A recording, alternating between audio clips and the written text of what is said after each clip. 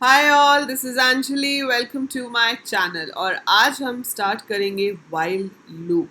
Yes, so while loop is another repetitive control statement और iterative statement in C programming language. जैसे कि मैंने आपको बताया था कि 3 कीवर्ड्स हैं जो आप यूज़ करते हो। एक होता है फॉर, एक होता है while और एक होता है डू। उसके साथ भी while लगता है, so that is do while। But 3 तरह के लूप्स हम सी प्रोग्रामिंग में यूज़ करते हैं। हम प्रोग्राम्स की प्रैक्टिस करेंगे, बट पहले आपको पता होना चाहिए कि तीनों क्या हैं। सो एज मैंने आपको फॉर लूप बताया था कैसे लिखते हैं, आज हम डिस्कस करेंगे कि वाइल लूप कैसे लिखते हैं और कौन से केसेस में हम इसको यूज़ करते हैं। जैसे कि for loop I told you कि जब हमारे पास हमें पता होता है कि कितनी बार हमें कोई चीज़ रिपीट करनी है, मुझे पता है मुझे इस चीज़ को 10 बार रिपीट करना है, 15 बार रिपीट करना है, तो मैं फॉर लूप लगाती हूँ। बट काफ़ी सिचुएशंस ऐसी होती हैं जहाँ पे हमें नहीं पता होता कि कितनी बार रिपीट होगा। रादर सिर्फ एक कंडीशन गिवन है और जब तक वो कंडीशन गिवन है तब तक हमें रिपीट करते जाना है। जब वो कंडीशन फॉल्स हो जाए तो हमें रुक जाना है। सो this is a very common thing. आप जब नॉर्मली बोलते हो इंग्लिश में या हिंदी में, जैसे आप कहते हो कि जब तक बारिश हो रही है बाहर मत निकलना। So while it's raining don't go out of the house. So जब बारिश बंद हो जाए तो आप जा सकते हो, है ना। सो जो हम नॉर्मली बोल रहे हैं, जो हम नॉर्मली वर्ड्स बोलते हैं, उसी को ही इंग्लिश में ट्रांसलेट किया हुआ है और वही मतलब है। तो लूप्स को लेके कभी भी इतना कंफ्यूज नहीं होना। बेसिक सी चीज़ है कि वाइल के साथ एक कंडीशन लिखी है, जब तक वो कंडीशन ट्रू है उसके अंदर जितनी स्टेटमेंट्स हैं वो एग्जीक्यूट होंगी, और अगर कंडीशन फॉल्स हो जाती है तो नहीं होगी। This is what we do in a normal life. हम अपनी नॉर्मल ज़िंदगी में भी ऐसे ही ट्रीट करते हैं, वैसे ही कोडिंग में भी होगा। बस इसका एक सिंटेक्स है जो आपको फॉलो करना पड़ता है। सिंटेक्स क्या कि अब भाई कंडीशन चेक कर रहे हो, ठीक है, तो इनिशियलाइजेशन तो होगी, कहीं से तो शुरू करेंगे कि अभी फ़िलहाल बारिश हो रही है या नहीं हो रही है। So that is initialization. So that is कि शुरू कहाँ से करना है। फिर उसके बाद आप कंडीशन चेक करोगे। सो यहाँ पर वाइल के साथ राउंड ब्रैकेट में आपकी कंडीशन आ जाएगी, इसके पीछे सेमीकोलन आप नहीं लगाएंगे। तो इनिशियलाइजेशन आपने पहली लाइन पे लिखी है, उसमें सेमीकोलन है। वाइल के साथ कंडीशन है but there is no semicolon after that, इसके पीछे कोई सेमीकोलन नहीं होगा।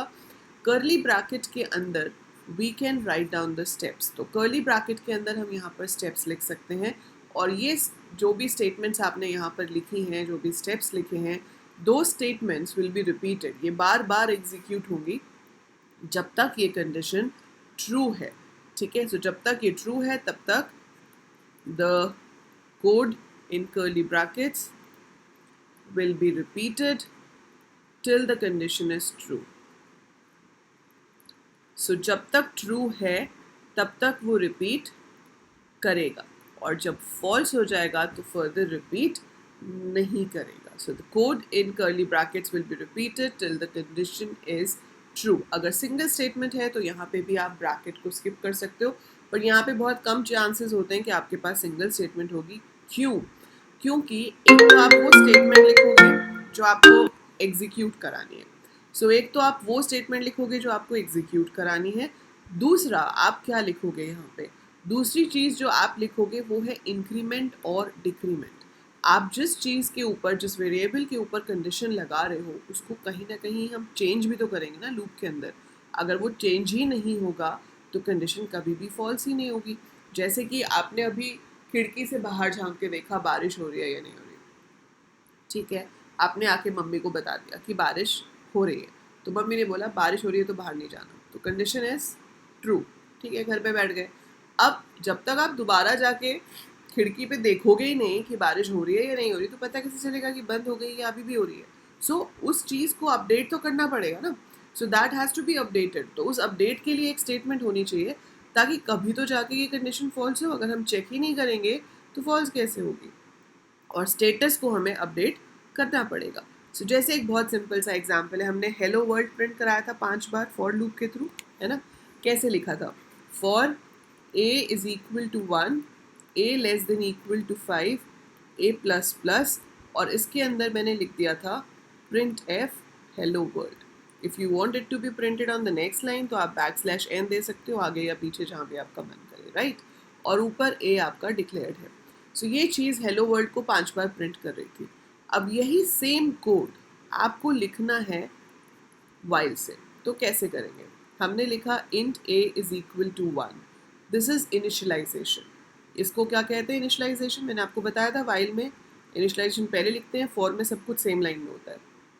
तो while a less than equal to 5, no semicolon after this, curly bracket, इसके अंदर आपने अपना प्रिंट एफ दे दिया सेम जैसे ऊपर लिखा है।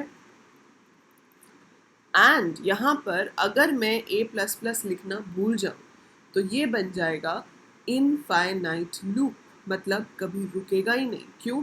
क्योंकि a1 है, 1 लेस देन इक्वल टू 5, हाँ जी है, हेलो वर्ल्ड प्रिंट करो, फिर ऊपर जाओ, 1 लेस देन इक्वल टू 5 अभी भी है, फिर से हेलो वर्ल्ड प्रिंट करो। भाई 1 तो हमेशा ही 1 से 5 से कम ही रहेगा ना, वो तो कभी चेंज होगा ही नहीं। सो ये कंडीशन तो कभी फॉल्स होगी ही नहीं। So that is infinite loop. तो इसलिए ज़रूरी है कि मैं a को यहाँ चेंज करूँ, फिर चाहे मैं उसमें 1 ऐड करूँ, 2 ऐड करूँ, यूज़र से इनपुट कराऊँ, जैसे मर्जी चेंज करूँ, but it has to change, the status has to be updated. तो इसको मैंने a प्लस प्लस कर दिया।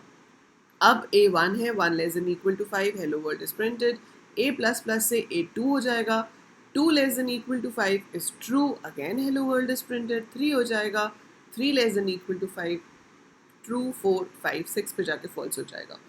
ठीक है, सो वर्किंग समझ आ गई? क्योंकि अब मुझे पता है आप सोच रहे होगे कि मैम अगर ये काम हम फॉर से कर ही सकते थे तो why are we using while, है ना? जब हो ही रहा था उससे इजी तरीके से हो रहा था तो ये क्यों? सो डेफिनेटली ये क्यों, ये तो मैंने आपको सिर्फ समझाया है कि किस तरीके से काम करता है। तो जो काम फॉर से हो सकता है उसको आप वाइल से ऐसे कर सकते हो, but there are certain situations जहाँ पर हम वाइल ही प्रेफर करते हैं। फॉर एग्जाम्पल, आपको नंबर ऑफ डिजिट्स काउंट करने हैं एक नंबर के अंदर। आपको मैं प्रोग्राम बोलती हूँ कि एक नंबर यूज़र से इनपुट करो और बताओ उसमें कितने डिजिट्स हैं। जैसे कि अगर ये नंबर इनपुट हुआ है तो आंसर होना चाहिए 4, कि इसमें कितने डिजिट्स हैं, 4। अब देखो नंबर आपके पास सिर्फ ये आया यूज़र से, अब मैं लूप 1836 बार तो नहीं चलाऊंगी, तो मुझे क्या पता इसमें कितने डिजिट्स हैं? I can't see the number ना। कंप्यूटर अपनी आंखों से देख तो सकता नहीं, उसमें कोई वैल्यू गई है, वो वैल्यू क्या है वो तो कंडीशन से ही चेक होगी। तो हम क्या कर सकते हैं, हम यहाँ पर एक लॉजिक लगा सकते हैं कि भाई अगर हम किसी भी नंबर को 10 से डिवाइड कर देते हैं, integer upon integer is an integer in C language, so 183.6 नहीं आएगा, 183 आएगा। तो अगर मैं इसको 10 से डिवाइड करती हूँ तो मेरे पास बचता है 183। अगर मैं उस 183 को फिर से 10 से डिवाइड करती हूँ तो मेरे पास बचेगा 18। 18 को फिर से 10 से डिवाइड किया तो बचा 1, 1 को फिर से 10 से डिवाइड किया तो बचा 0। मतलब मुझे इसको 10 से डिवाइड करते जाना है जब तक 0 ना आ जाए, जब तक मतलब while. So while number is not equal to 0, जब तक 0 ना आ जाए मतलब while number is not equal to 0। तब तक करना क्या है, हर बार नंबर को छोटा करते जाओ 10 से डिवाइड करके, बट उसके साथ साथ आपको गिनना भी है कि कितनी बार डिवाइड हुआ, because that is the number of digits. तो हम क्या कर सकते हैं, यहाँ पर एक लूप लगा सकते हैं कि while number is greater than 0 या number is not equal to 0, जो भी कंडीशन आपको लिखनी हो आप लिख सकते हो। इसमें नंबर को हम छोटा कर रहे हैं 10 से डिवाइड करके और वापस नंबर में ही स्टोर कर रहे हैं, बट उसके साथ साथ मैंने यहाँ पे नंबर ऑफ डिजिट्स के लिए एक डी लिया हुआ है जो कि 0 है, तो मैं उसको भी प्लस प्लस करा रही हूँ। तो जितनी बार ये लूप चलेगा उतनी बार डी 1 से इंक्रीज होगा। अगर ये 4 बार चला है तो डी की वैल्यू 4 हो चुकी होगी और आप लूप से बाहर आके बता सकते हो कि देयर आर 4 डिजिट्स। समझ रहे हो? सो ये कंडीशन कि मुझे पता ही नहीं मेरा नंबर कितने डिजिट भी हो सकता है, हाउ डू आई नो? तो यहाँ पर फॉर लगाना पॉसिबल तो है, ये नहीं कहूँगी कि पॉसिबल नहीं है, बट थोड़ा मुश्किल हो जाता है। तो ज़्यादा इजी ऑप्शन यहाँ पे क्या है कि हम इसको वाइल से कर ले, क्योंकि हमें सीधी सीधी कंडीशन दिख रही है कि जब तक आपका नंबर 0 से बड़ा है तब तक आप करते जाओ, है ना? और जैसे ही नंबर 0 हो जाता है वी विल स्टॉप। सो वो हमें पता चल रहा है कि हमें क्या करना है।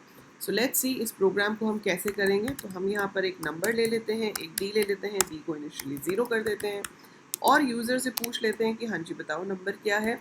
सो एंटर नंबर आपने यूज़र से पूछ लिया, इनपुट करवा लिया, इंटीजर है तो परसेंटेज डी %n सेमीकोलन। अब हम लगाते हैं लूप। सो वाइल जो नंबर है वो 0 से बड़ा है तब तक क्या करो, नंबर को 10 से डिवाइड कर दो, सेमीकोलन आएगा इसके पीछे, और जो डी है उसको 1 से इंक्रीज कर दो। और coming out of the loop हम क्या करेंगे, हम प्रिंट कर देंगे कि number of digits R D semicolon, और आप इसको रन करा दोगे।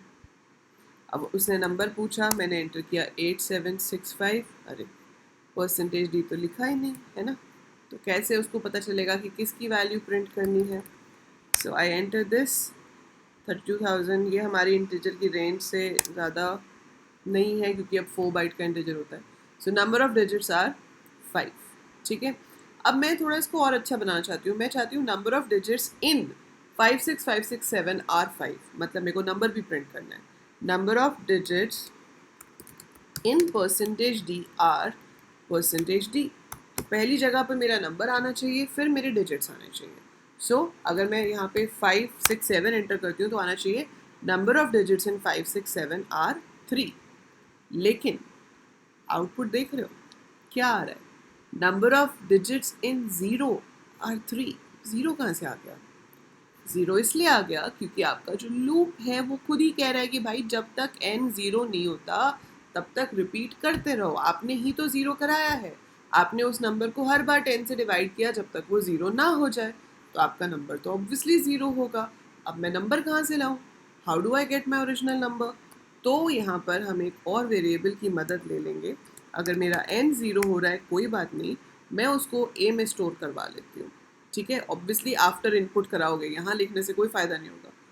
तो अगर आपने इससे पहले लिख दिया a is equal to n, उस लाइन का कोई मतलब ही नहीं है। जब n में वैल्यू आ गई, जब यूज़र ने n में वैल्यू पुट कर दी, तो उसी वैल्यू को मैंने a में भी पुट कर दिया।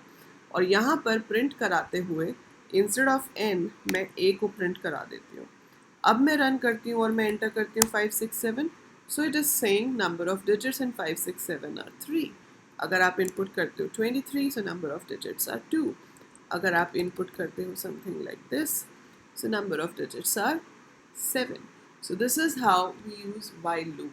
तो जब कभी ऐसी कंडीशन हो जब हमें ना पता हो कि हमें कितनी बार रन करना है, रादर वो तो हम काउंट कर रहे हैं कि कितनी बार रन हुआ है ना, सो कितनी बार रन करना है आपको ना पता हो, तो हम व्हाइल लूप यूज़ करना प्रेफर करते हैं, and that is how we use while loop. ठीक है, सो अब आप इस प्रोग्राम को तो ट्राई करेंगे ही, इसके साथ आप कोशिश करना to find sum of digits of a number. जैसे अगर मैंने इसको रन किया है, अभी तो ये नंबर ऑफ डिजिट्स बता रहा है, तो if I enter 371, so answer आना चाहिए 11। क्यों? क्योंकि 3 + 7 10, 10 + 1 11। So it should find sum of digits of the number. So कुछ लॉजिक ऐसा ही है, थोड़ा दिमाग लगाओ और आपको आइडिया आ जाएगा कि कैसे होगा ये। So some of digits of a number, कि एक नंबर इनपुट करो, उसके जो डिजिट्स हैं उनका सम निकालो। So try to write this program and I'll be seeing you in a live class very soon, जहाँ पर मैं आपको बहुत सारे लूप्स के प्रोग्राम्स कराऊंगी। सो तब तक आप देखते रहिए, प्रैक्टिस करते रहिए, and we'll be meeting very soon. आपको टाइम एंड डेट जो है वो अपडेट कर दिया जाएगा कम्युनिटी टैब पे as well as in the Telegram group. So make sure you check it. So that is it for this video. जाने से पहले लाइक ज़रूर कर देना, शेयर कर देना और चैनल सब्सक्राइब कर दो अगर अभी तक सब्सक्राइब नहीं किया है तो। Bye for now. Take care, all of you.